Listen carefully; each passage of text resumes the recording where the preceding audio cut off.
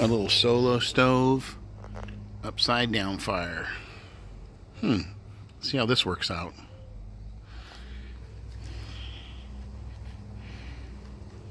Alright, gonna have a little fun with the upside down fire in my Solo stove or Solo fire pit, which I haven't done before. And I'm gonna use some fat wood. This fat wood is kind of dryish, so I hope it lights. Some generic kindling and some sap I pulled off a tree in Scripps Ranch, San Diego.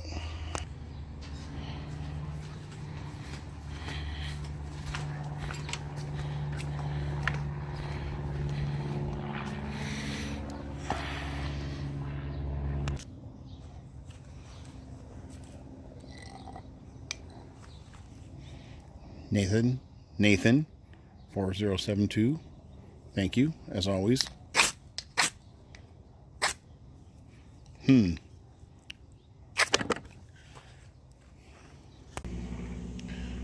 Appreciate what I've been using for a couple years from Nathan. Let's see.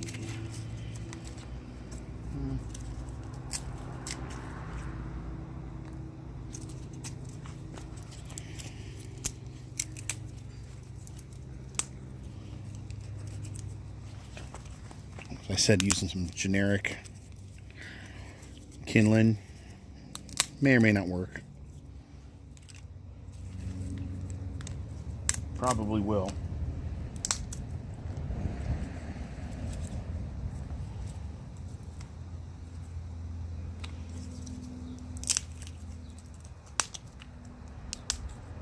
Alright, like I said before, I don't have high hopes for this fat wood. It seems so dry. In fact, hold on. Might be better off a little bit of that sap in there.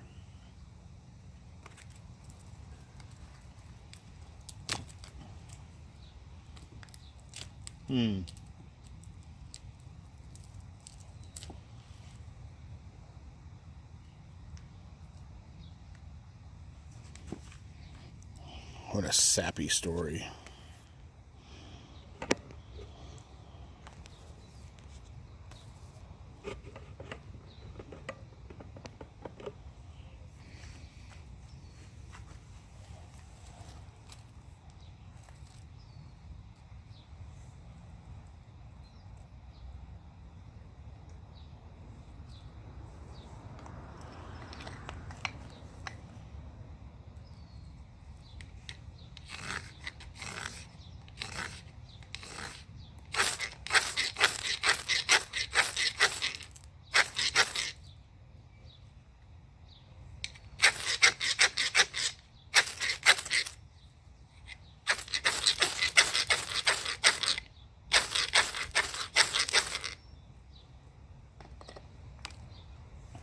Okay, now I'm going to go get some other fat wood and show you the difference. Okay, this other fat wood is going to become basic kindling for me. Here's some fat wood that I feel much better about.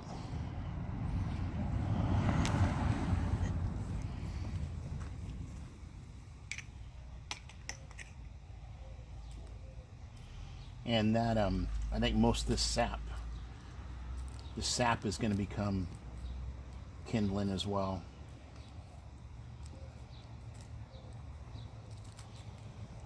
Just something to get the fire lit.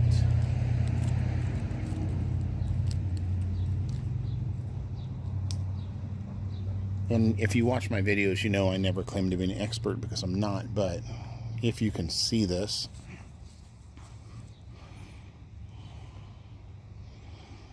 like, it's just so much more, beautiful. What do you call it? Like, clearish.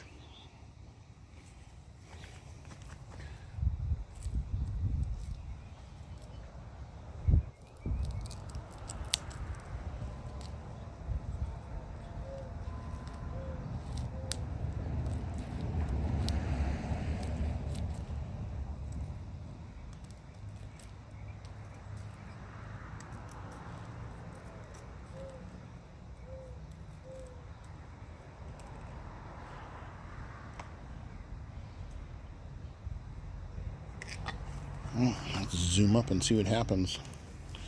Might just prove that I suck and belong in a condo for the rest of my life.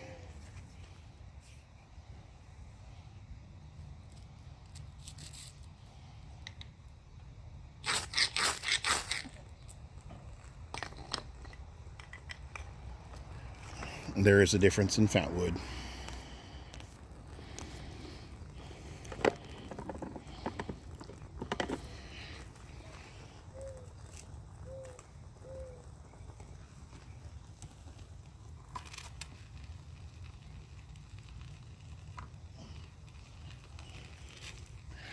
Usually these little golden nuggets are like liquid flame.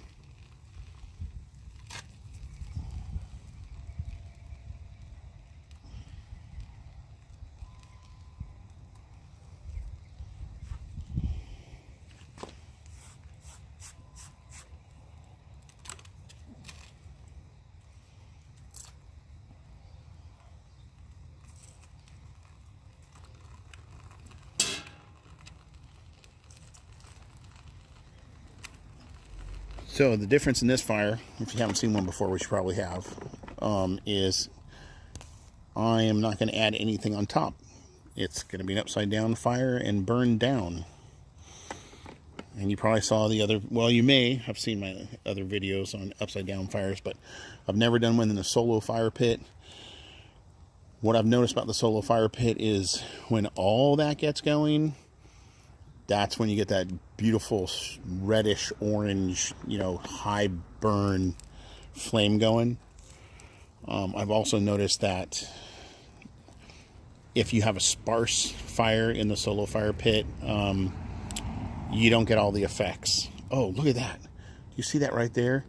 That is a popper that didn't pop.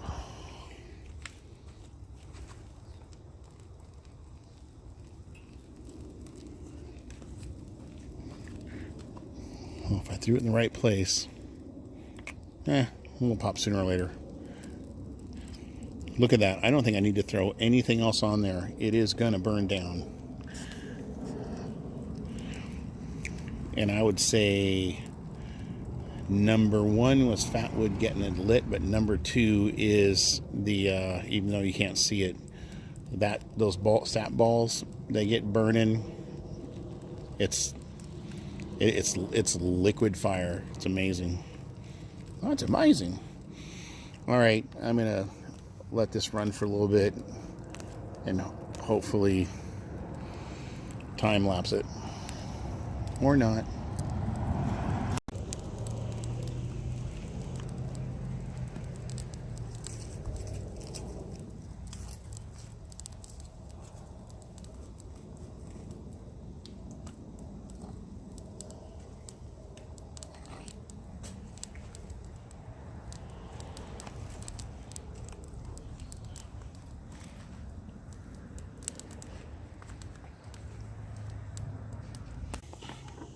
Okay, so you can see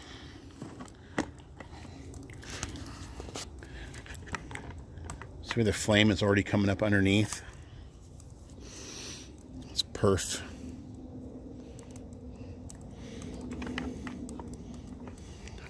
Gotta get into the millennial lingo. Perf, huge. All right, well.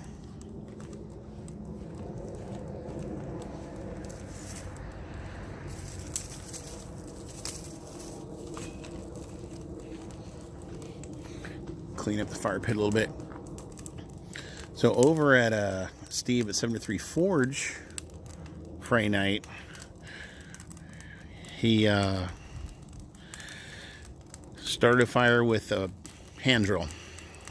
Never saw it before personally in my life, and that was a blast. And if that's not coup de grace, if that's not ground zero, starting a fire with a bow drill with material that he got here in San Diego. So got the material, did the right notches, the right moves, made a bird's nest, got the coal, started the fire. You just don't see that very often. It was awesome.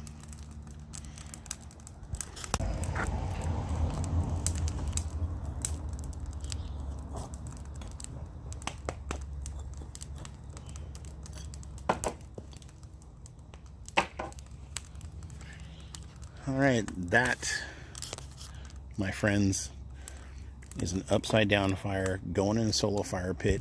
I've never seen the fire go down so fast. Oh, by the way, I love upside down fire is my #1 favorite fire.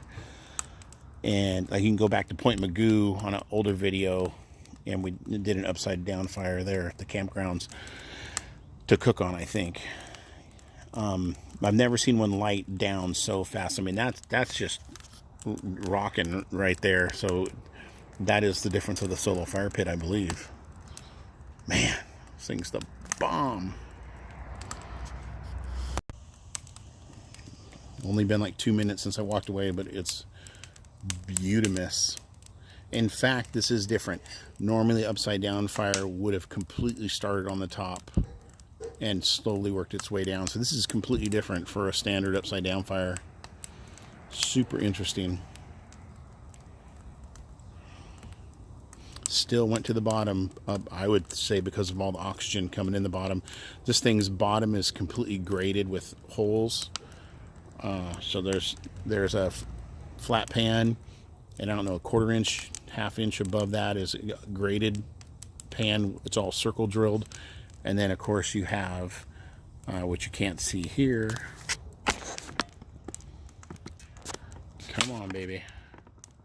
Okay, see, so you can see all the inlets all the way around the base. And at the base of the fire pit, like I said, oxygen's coming in the bottom and up the side. So beautiful. Actually, just really awesomeness. All right, news flash. If we get one thing out of this video, you guys and me together, it's that the way I stack the wood in there for this fire is the way to go with a solo fire pit. I've had maybe only 10 fires in here so far, but this by far has been the easiest to light, the most even to burn, the quickest to pick up speed. Because the thing about the solo fire pit is, like you see now, I mean, it's rocking. You've got that color, you've got the oxygen shooting in from those holes on the side, from the preheated air coming up the walls. Look at that beautiful popness. But this was, again, everything I just said. It was the fastest, most even, convenient. This is the way to stack your solo fire pit. So if nothing else came out of this video, this is the way to stack your solo fire pit. If, like I said earlier, also, you need the solo fire pit full. If you got 2 pieces of wood in there, you're not getting the effect of the heated air coming up the walls and coming out the holes. So, not expected totally not what I expected from making a video tonight, but definitely happy about it.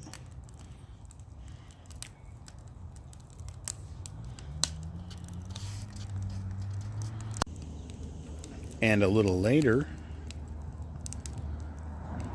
you know what I like, even though I built this fire pit to have big fires in, and it kind of didn't work out.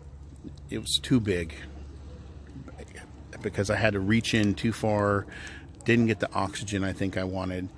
But now with a solo fire pit, now it's protected, because you touch that thing, you're fried. You do not want to put your hand on that solo fire pit. And so for all the 3, 4, 5, 6, 7, 8, 9, 10, 11, 12-year-olds that come over, I've got a buffer where they are not going to go running in to that fire pit. So I'm really, really happy with the way it is right now. Although they still kick beach balls around, and they're camouflaged. You can see and so, yeah, they still fly into the... I don't know if I can get them. Right over yonder there are some really going to be some major sunflowers. So stoked. Going to be the tallest ones yet, as my wife's been looking for. But anyway, the beach balls still fly in the fire, fly into the plants, the flowers, and the sunflowers. But what are you going to do? Not have kids with grandkids? Nope.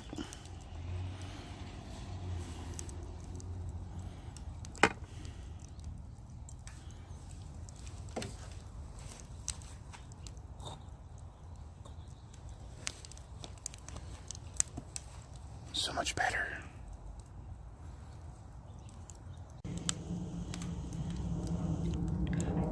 Ten minutes later, it's beautiful. That gentle rolling heat.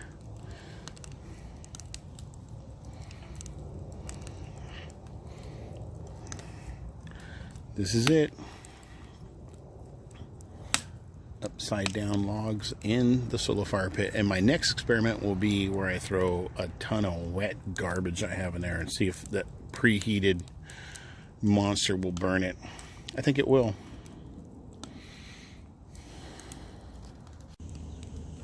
And a little later,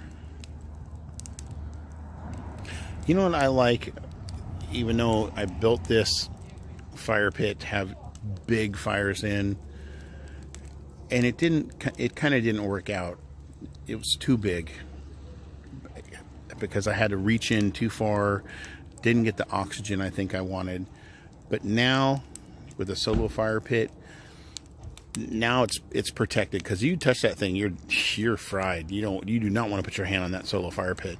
And so for all the 3, 4, 5, 6, 7, 8, 9, 10, 11, 12-year-olds that come over, I've got a buffer where they are not going to go running in to that fire pit. So I'm really, really happy with the way it is right now.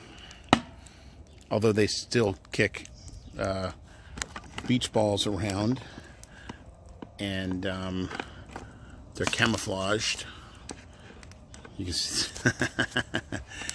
And so, yeah, they still fly into the... Oh, I don't know if I can get them. Right over yonder there are some really going to be some major sunflowers. So stoked. Going to be the tallest ones yet, as my wife's been looking for. But anyway, the beach balls still fly in the fire, fly into the plants, the flowers, and the sunflowers. But what are you going to do? Not have kids with grandkids? Nope.